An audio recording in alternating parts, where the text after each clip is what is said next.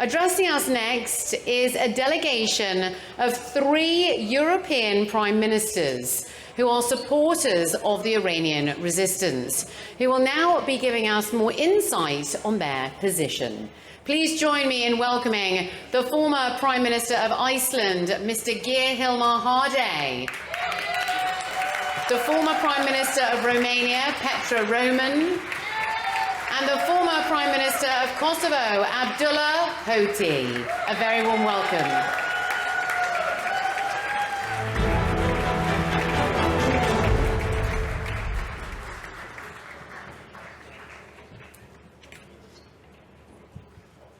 Dear Madam Rajavi, dear friends, there have been many important speeches here today and many great ideas that we have listened to.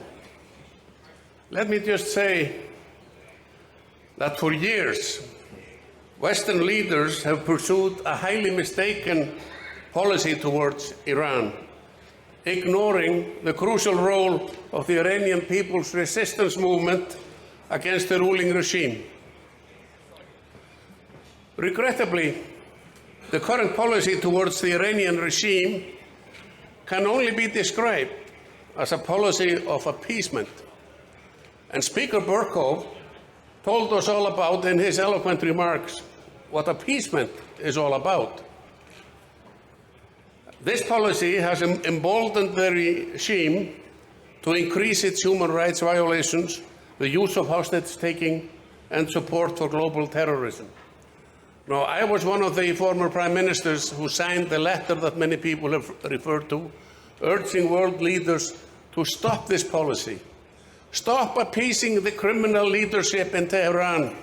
Stop giving them new lifelines all the time and help the people of Iran make the regime change come from within, which is what needs to happen.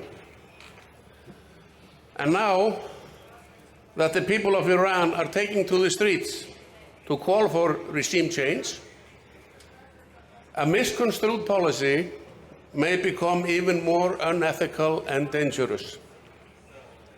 Western policymakers have failed to recognize all the tools at their disposal to deal firmly with the religious dictatorship in Iran.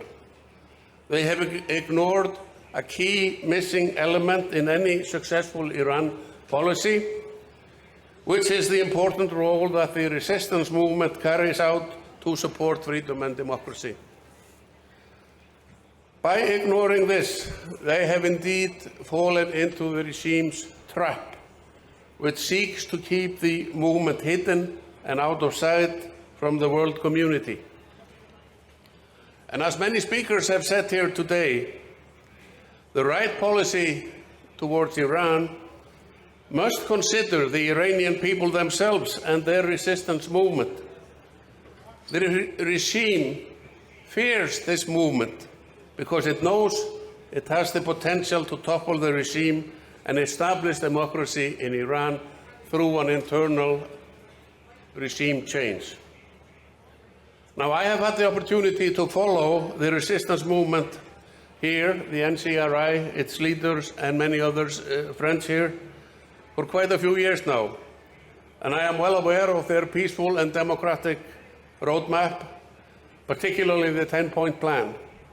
And this plan offers a blueprint for a free and democratic Iran founded on universal human rights and the values of gender equality and religious tolerance, values that we all endorse.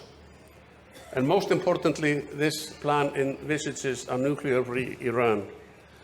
So it's time for the West to abandon its policy of appeasement towards the Iranian regime and adopt a policy that supports the Iranian people and their legitimate aspirations for democracy and freedom.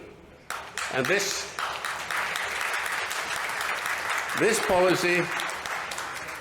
policy involves openly supporting the NCRI and its leader, as well as Madam Rajavi's 10-point plan. And as we all know, and as many people have said, there is no alternative. That's the simple truth.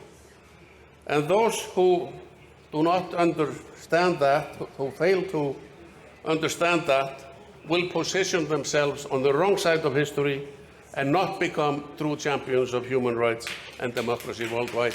Thank you.